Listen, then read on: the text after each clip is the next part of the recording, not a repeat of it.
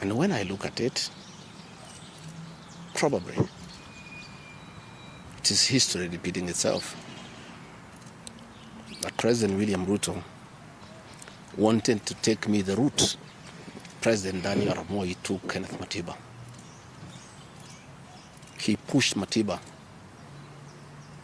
up to getting a stroke and eventually dying.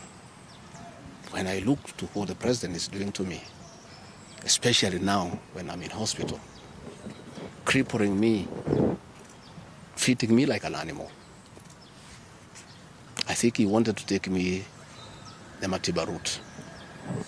But God is gracious. It didn't happen that way. I hear many of his people are calling here asking whether I'm dead, whether I'll survive, whether I'll recover. They were celebrating. It's the most unfortunate thing that has ever happened in this country. That you can be so vicious to a man who helped you to be president. And the crime of this man, telling you the truth. Don't evict people without compensation, Mr. President. Mr. President, don't overtax people. You are killing them, you are killing their businesses. Don't force a housing program on people. If people do not want these houses, don't force them. My only problem with the president is just being truthful because nobody else can tell him. The framers of the 2010 Constitution wanted a deputy president who is elected as a buffer who can stand for the people. The charity we are being treated for, too, is get rid of an elected deputy president and appoint a control freak. A fellow you appoint who cannot ask a question, who cannot say anything. And I'm sure if they succeed, he'll be asked to sign an undated resignation letter so that in case he starts asking questions, he can just be told to resign. But the framers of the 2010 Constitution were very clear in their mind why they wanted a deputy president who is elected.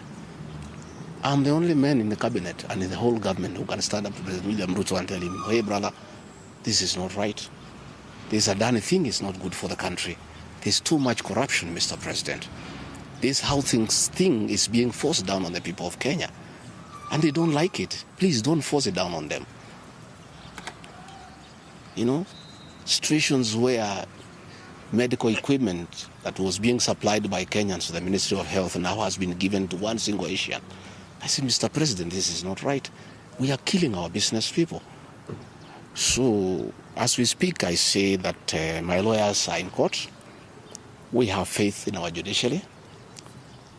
And I requested that, according to the rules of natural justice, I be accorded an opportunity to be heard in the Senate. You remember I presented myself to the National Assembly and defended myself. In the Senate, I was there day one. And even when the Speaker asked me to sit down to listen to the charges, I decided to stand up to face my accusers. I was there the following day. I was ready for cross-examination. The 11 counts is nothing but malice and fiction. It was a political game by the president to get rid of me. And looking at it, I don't think the president had any intention of ever working with me. I think he just needed me to help him win the election because of my mobilization capacity and the faith the Mount Kenya region has in me. So I should have been given an opportunity. I have asked my lawyers and they have told me the motion was not time-bound. What is time-bound is a select committee that should work for 10 days and then report to plenary. That committee was never constituted. So this matter should have continued and waited for me. I was ready for cross-examination so that I answer those 11 counts one by one. And I'm sure, had I been given that opportunity, I would have persuaded the senators otherwise.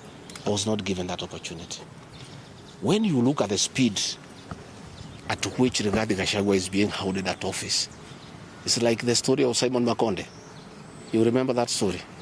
Yeah. One who died, who was born on Monday and by Sunday was buried. Right. The kind of efficiency that has been exhibited in holding Rigathi Gachagua out of office, if this efficiency was being exhibited in the management of the affairs of this country, Kenyans would be very happy. What is the hurry? The framers of the Constitution gave the president 14 days to look for somebody to replace the deputy president.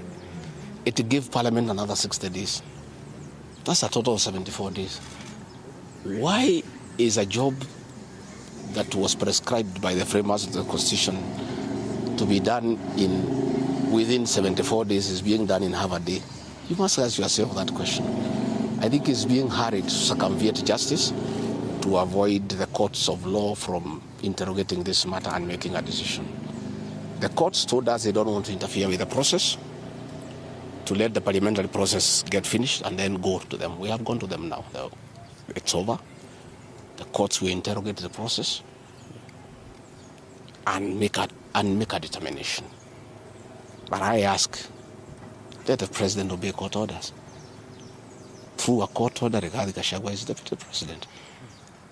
Why doesn't he have cars? Why doesn't he have security? Why has his office been made dysfunctional?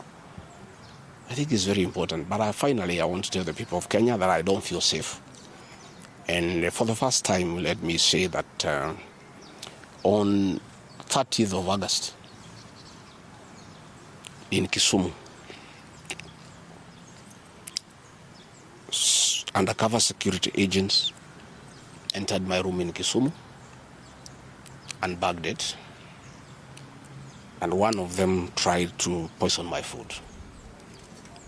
But we detected it, and we were able to escape the scheme. I was supposed to be killed through poisoning.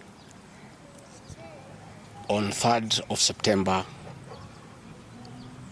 in Nyeri, another team from the National Intelligence Service came to Nyeri and tried to poison food that was meant for me and Kikuyu Council of Elders. I did report this matter to the National Intelligence Service, and the officers who were assigned to my office, I asked them to leave because I felt I was not safe. After the 2 attempts to assassinate me through food poisoning failed, it is when this impeachment motion was hatched. When my security was withdrawn here, officers from the National Intelligence Service have been hovering in every room, in every compound here, to an extent that I had to call my wife and my children to come and stay in my room, just in case they get entry to my room or compromise the people who are treating me. So, regarding Gachagua and his family, feel very exposed because these people have tried to kill us before. They have now tried to get us out of office. So I asked President William Ruto, my brother, I helped you to be president. Leave me alone. Leave my children alone. Do whatever you want, but let me live. Let me look after my children. You can do whatever you want with the country, but allow me to live. Because I was there for you when you needed somebody to be there for you. When you are in trouble and you needed a man who could stand with you, I stood with you, with my family. You have paid us in